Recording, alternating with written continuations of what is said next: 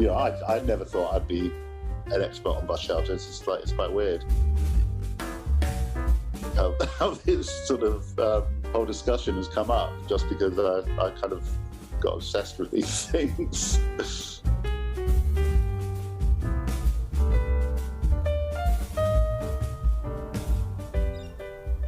Distinctive, utilitarian, and iconic.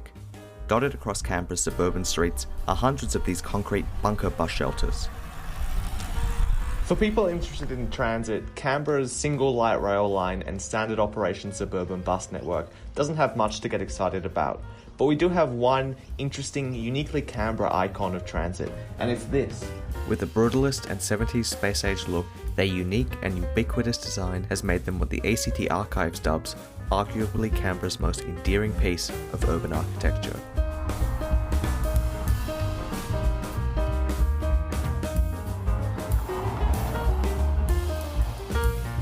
If you live in Canberra, these bus stops are probably so much a part of your everyday life that you'd hardly stop to think about them. But they really are an interesting and distinctive piece of architecture and a unique aspect of the urban landscape. In recent years, there's been increasingly popular recognition and appreciation for the design. The concrete cylinders have undeniably become a Canberra icon, and that's largely due to the work of one man. I'm Trevor Dickinson. I've been drawing in Canberra for the last 10 years. Specifically, I've been concentrating on bus shelters for a few years, and I've brought out a bus shelter book. They look great, and they're really of their period. They're really good design, and they are really an icon of Canberra without Canberrans realising that they're so unique and individual.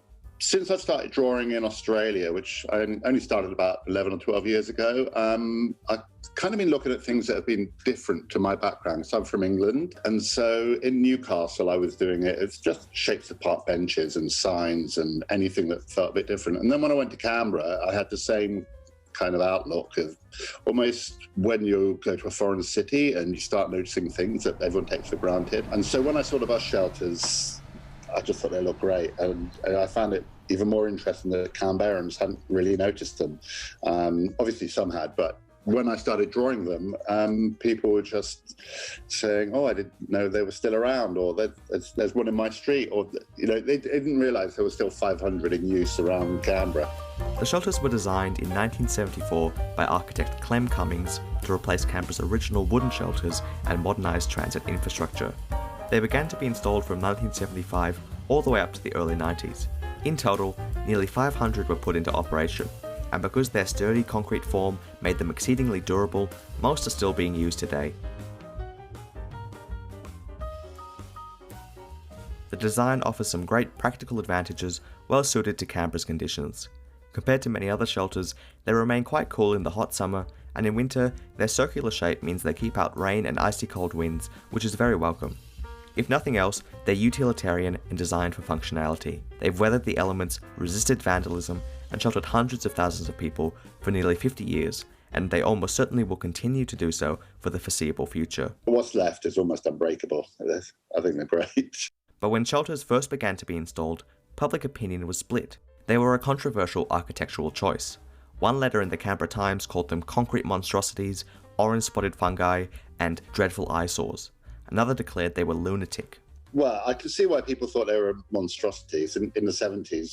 They don't blend in. They definitely feel like they make a statement. And I think a lot of those complaints would have been from people who like traditional architecture and the idea of these big concrete, they look like bunkers.